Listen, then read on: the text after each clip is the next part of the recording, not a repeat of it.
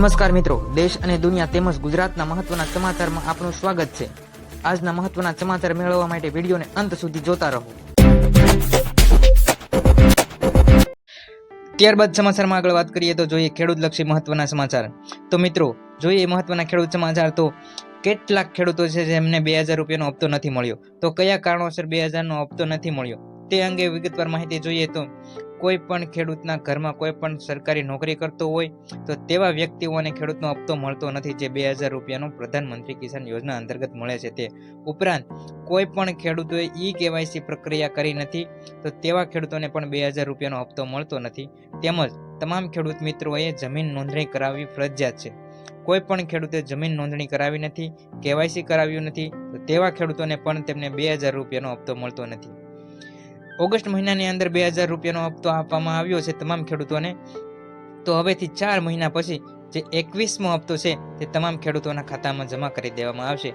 ઉપરાંત હજી કોઈ 21મા હપ્તા અંગે કોઈ જાહેરાત કરવામાં આવી નથી, પરંતુ બની શકે કે દિવાળી ઉપર પણ ખેડૂતોના ખાતામાં જે આ 21મો હપ્તો જમા થઈ શકે છે, પરંતુ હજી કોઈ સત્તાવાર જાહેરાત કરવામાં આવી નથી। પરંતુ કોઈ પણ ખેડૂતોના ખાતામાં જો 2000 નો હપ્તો નથી આવ્યો તો મિત્રો હવે સાવધાન થઈ જાઓ।